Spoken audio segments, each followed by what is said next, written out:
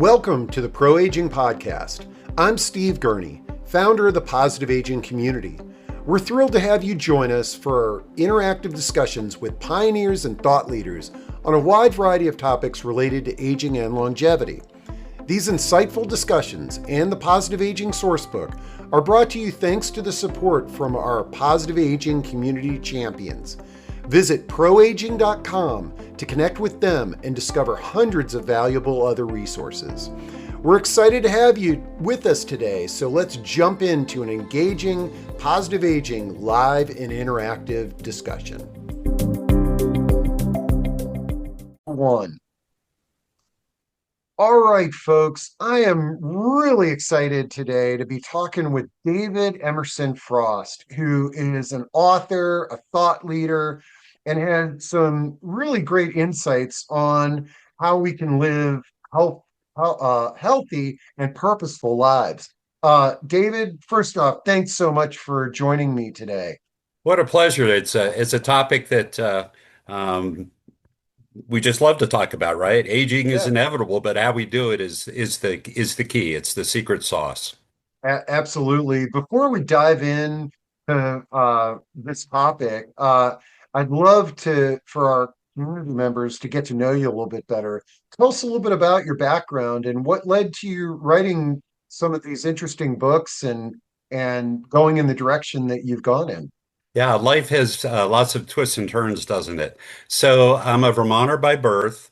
I entered the Navy and was honored to go to the Naval Academy and served active duty for about 7 years and then continued in reserve capacity for 22 years total. Then I went into industry, companies from one to several hundred thousand.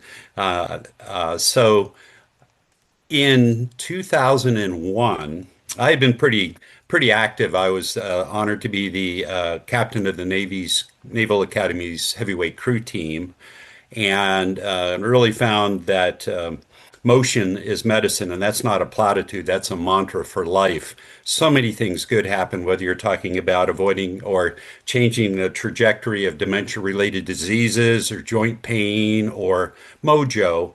Motion of something that is a little bit of a stretch for people, not same every day, because we know that humans do better when they respond and adapt to their imposed demands over time. And they can do it at almost any age, by the way.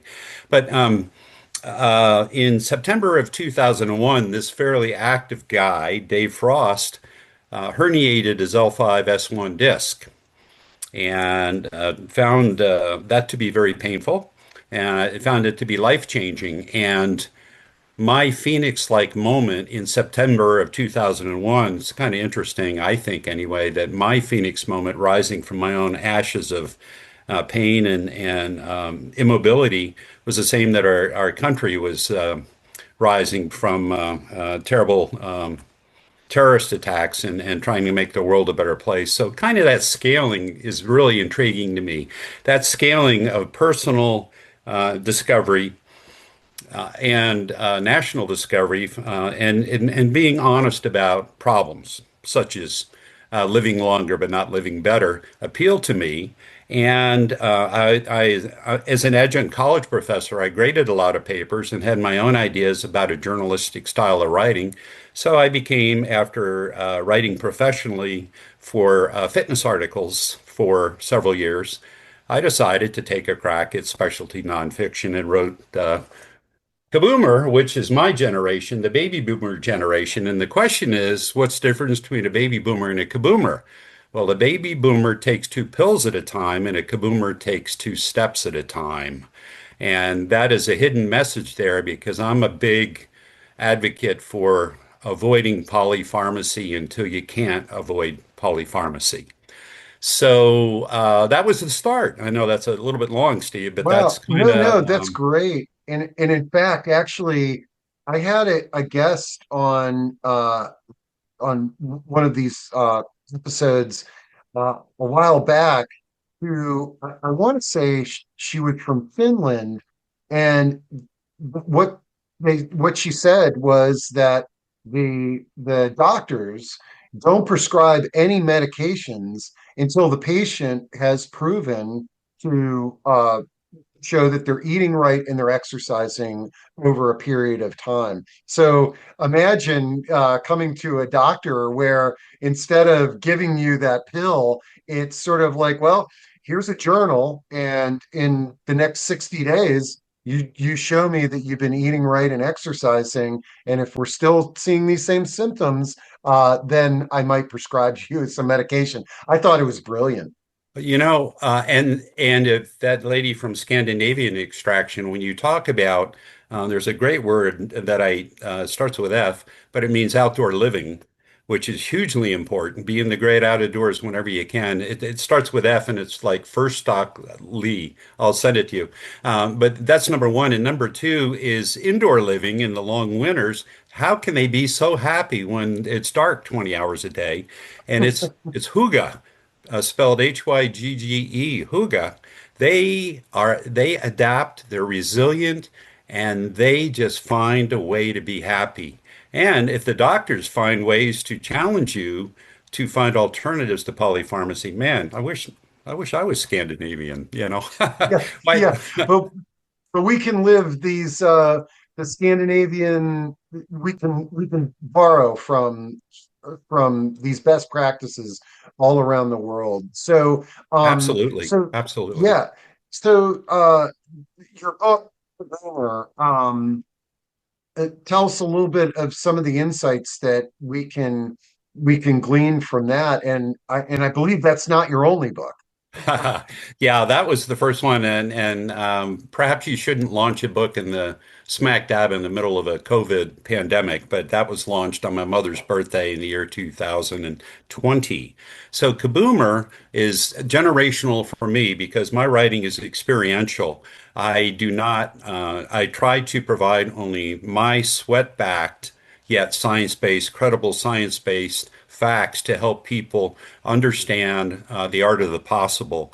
And my model, it's a 7S model for your wonderful listeners.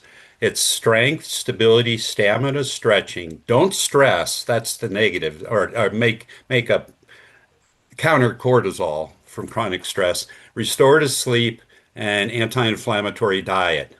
And it's not just a one thing for super aging. I hate superlatives like that because it's disingenuous and it doesn't help folks build lasting habits. But I argue if you have a balanced approach of those seven things, and we know as folks age, sleep becomes a challenge, holding on to muscle is a challenge, balance is a challenge, stretching is a challenge for mobility, all those things and of course, you never forget the importance of not eating processed and ultra processed foods at any age. So that 7S model, I call it the Stamina model, that if you're able and committed to trying to tackle those things at least 6 days a week for the rest of your life, you might be thriving and striving into your 90s. Now, if you'll circle back in 17 years, I'll tell you how I made it. Yeah, Oh, well, personally, I had a really interesting experience earlier this year. I track all my data with this Garmin watch that I'm wearing right now, and the beauty of this is that I only have to charge it once a week, so I use it while I sleep, so it monitors my sleep score every night, and I did a 21-day vegan diet that was hosted by a local restaurant around here. And one of the things that they asked us to do is eat our dinner at 5 or 6 in the evening because you want to have, 3 hours to digest your food before you go to bed. And number one, I was eating plant-based for basically 21 days. I was finishing my dinner by 6 o'clock each evening. And I can still go back and look at the chart and see visually how much better I was sleeping during those 3 weeks compared to the rest of the year because I slowly but surely went back to eating till like 8 o'clock at night and then going to bed. But mhm.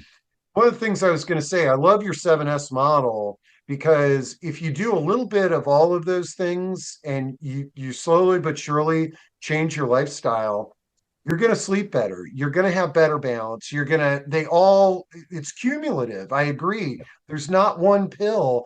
You got to address seven of these elements to see the life improvement. And it's never too late. Earlier is better, but it's never too late. There are credible studies that share that both ladies and gentlemen can build functional strength well into their 80s. We know it about age 80 is when genetics start to take a bigger role.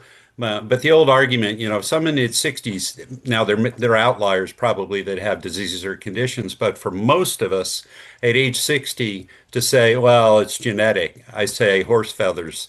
There's genetics, of course, just like there's hormones for everybody. Some are blessed, some are not blessed. But boy, we can do a better job with the happy hormones and averting the unhappy hormone, which is cortisol. Unless there's a mad dog chasing you, cortisol is not good for us. So yes, that restorative sleep. In fact, the chapter on restorative sleep, Steve, is called "Mimicking Morpheus." Isn't it interesting that Morpheus was that little nymph, the god of sleep, Yep. that hopped into bedrooms in mythology. But the word Morpheus and morphine are the same word root. And when you sleep, your body generates so many good hormones. If you don't sleep, you don't generate serotonin, for instance, for mood. Dopamine is not far behind for your overall well-being. And as we get older, during COVID, it was terrible because my sainted parents-in-law were stuck, not stuck, sorry, but they were in a safe assisted living facility, but they were living in a cocoon, and that's not hygge, and that's not the type of things you want for living better. So hopefully, if we have another pandemic, I mean, I don't want another pandemic, but hopefully we learn from the first one. So either solo living or assisted living is better the next time, so that folks um, can get the hugging hormone. So important, Oh, for absolutely. No, vitality and such. I So. think we now know that isolation is so unhealthy. And granted, we have introverts and extroverts, but being socially isolated is not healthy. And I think that what I actually just saw some recent statistics that while there are older adults who are living solo and that are isolated, interesting statistic, 90% of people over the age of 65 have at least one close friend that they can confide in. Might not be somebody that they can hug, it might be somebody that they have to call on the phone. But the scary thing is that the younger generation does not have close friendships in general. I think that we really need to look to the future. We need to create solutions for today's elders, but we really need to keep a watchful eye on what the future older adults, how connected they're going to be. It's also that generation too is not necessarily getting married, and if they are getting married, many are choosing to be childless. So there's uh, lower incident of extended family there. Um, That is such a daunting thing to think about, yet we can't kick the can down the road and expect our kids and grandkids are going to live better than we are. They might live longer because of technology and fitness devices and so on, but I argue that they're not living better if they lose those social connections to generate the happy hormones and get off their devices, those yeah, sorts of things. We have, we're the greatest country in the history of mankind, but we can do better. We can do I better. love it. Okay, so you change your life. You write this book, Kaboomer. Um, the I believe you've got some other titles that you've also written, and you've got Before we turned on the recorder, you were telling me that you're working on a book as well. Yeah, book number two came out in January of 2024. It's for Gen X. America loves halftime shows, don't they? So, Gen X, the short generation, the forgotten generation, all those terms for Gen X, born between 64 and 84, I believe. But these are folks that are still in careers. These are folks that probably have, for most of them, have let their self-care suffer for any number of reasons, perhaps even being burdened by their parents. So I wrote Strong to Save, stressing the importance of one of those seven, not forgetting the other six, but resistance training a la Ruth Bader Ginsburg, the notorious Supreme Court Justice Ruth Bader Ginsburg, after a couple bouts of cancer, was still lifting weights because A, she got immersed in it, and B, it probably helped her stay alive for longer. That's just one of the four types of strength that I deal with. One is dynamic, one is endured, one is explosive, and one is peak.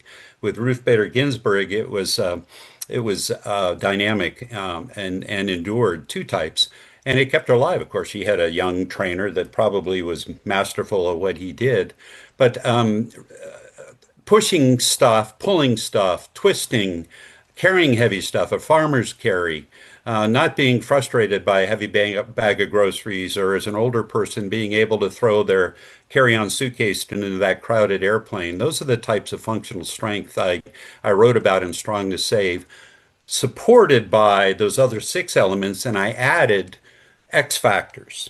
X factors are things that we're blessed to have either naturally or technologically, like a fitness device to monitor our sleep patterns and trends. Very important, I agree. I just finished a 6-day, 388-mile bike ride, and my fitness device says, "What's going on, dude? Your resilience is down, you know."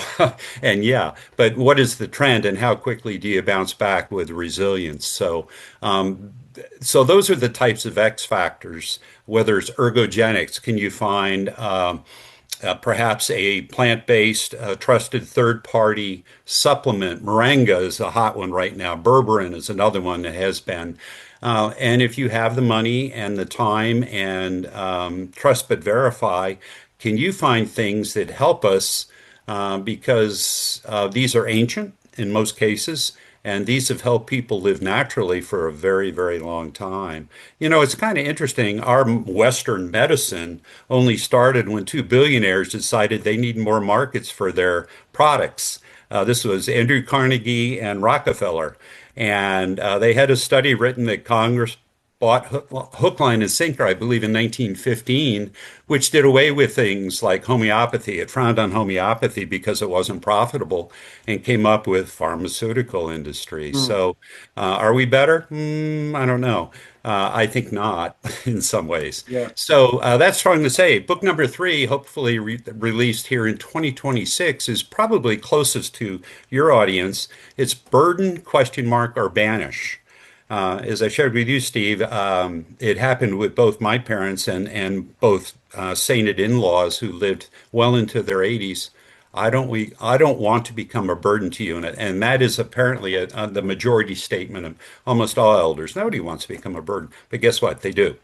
And the tax, the strain, the toil, the struggle of an endured support network of caregivers can be very good, but it can be very, very stressful. So burden or banish is my two-part. The two paradoxes is one, that one of the burden, but the other is the banish. What is our number one problem? It's not cancer. It's not COVID. Thankfully, it's not the opioid epidemic anymore. It's heart disease, which starts as early as age 20. And our modern medicine tends to wait until you have a big problem before it deals with it. It doesn't, it's not proactive enough. So the banish part is to hopefully keep America's health span unabated. I call it the big kahuna in book number three, Burden or Banish. So, Man, I love it. You're really covering some important topics, and as my wife and I fall into Generation X, the functional uh, exercise has been so important to both of us. I was delighted when my wife travels a lot, said she now has no problems getting her overhead luggage into the bins, whereas she used to ask people for assistance. And so she's seeing firsthand the benefit of functional training. And the burden to banish. I love the title, and I think that I in all the conversations that I've had with our community members, the ones that are the folks that are very intentional, they want to plan, they want to have conversations with their circle around them, whether it's their family or their friend network, about hey, if something was to happen to me, I want you to know how I want to be treated and how I want to live my life. And that combined with taking care of ourselves, the conversations and taking care of ourselves will hopefully create you can never totally avoid crisis, but it can at least minimize the crisis situation and the burden that we are on those around us. In the military, my Navy days, we used to call that pre-planned responses. You know, Hmm. and a great saying in the Pentagon, once the shooting starts, the plan is useless, yet the planning is invaluable, right? So, isn't that Exactly. an I love that. interesting comment that you shared what could be called a healthcare directive, but it's not. It's a pre-planned directive, which is more than just health.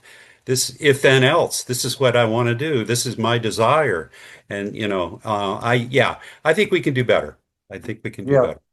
The other around that topic is that there are individuals that have family members, and but there are many individuals that don't have that traditional familial connection. They may have outlived all their family, or they may have never had children or never had a partner. But the the same goes is sort of like those conversations with the people around you so that somebody else knows what your desire is in the future.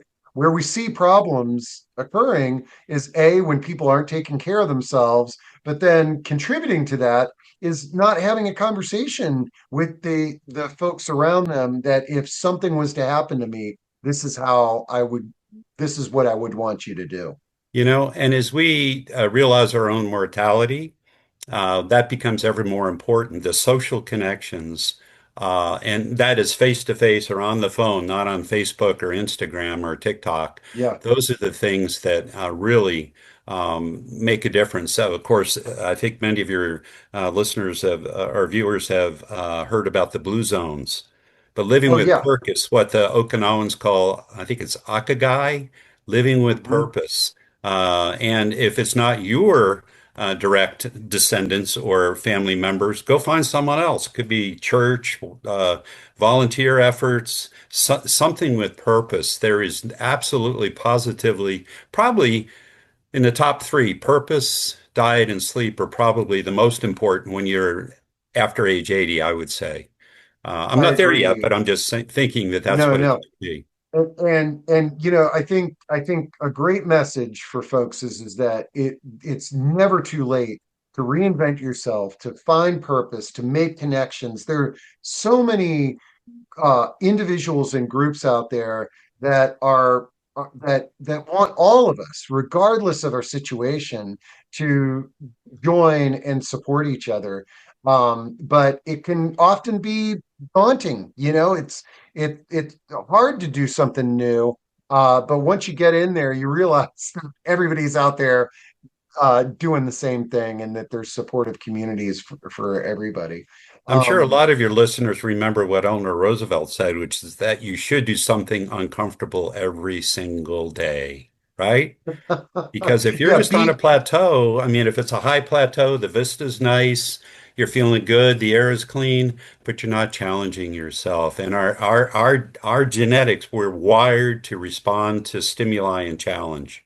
We don't. Mhm. We're packing our bags for the rapture, and that's okay, I guess. But some of us are not in a hurry to get there. No.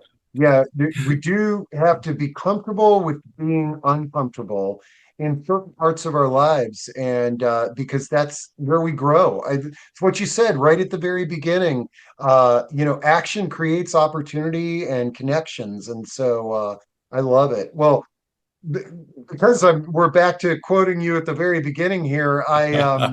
We come full circle, man. You are really interesting, and I know I could talk to you for several more hours here.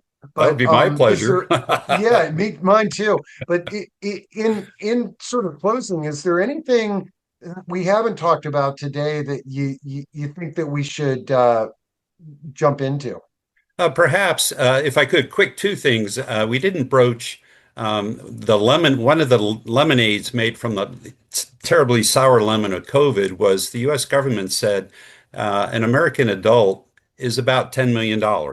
That is the portfolio, and what that means really is that that's what the U.S. government would invest in keeping you alive. Well, if you have a $10 million fiscal portfolio, I ask, what is your physical portfolio so that you can maintain, manage, and sustain that $10 million portfolio? That's number one. And number two, because I have the middle name Emerson, which is from Ralph Waldo Emerson, a forebear, please ask your readers to read that wonderful essay of Emerson's, The Felicities of Age. I believe it's written in 1869. I love Emerson not because he's a relative, but because he loved rowing at Harvard. So it's The Felicities of Age. There's something special about us as we, the wisdom, the experiences, hopefully as we don't burden our kids, but hopefully as we contribute to the effort to keep America's health span unabated. I love That's it, it. and I am going to uh, do some research on the felicities of age, and then I think we should have another conversation where we dive into that in Ah, a little bit more detail. Um, David, it's been really an honor to connect with you, and I will make sure to put links to all of your websites and your resources and books for anybody listening to this. And I thank you for your time today. well, I thank you. Happy 10/10 here, the 10th of October, and World Mental Health Day because attitude, it's a platitude, but I believe it's more than that. In my model for what I call healthitude, um, that muscle between your ears is pretty important. So on World Mental Health Day, let's remember how important keeping our brain fueled and rested is. So I love it. All right. Well, thanks so much, and I look forward to our next conversation. I thank you, Steve. It was marvelous. Thank you.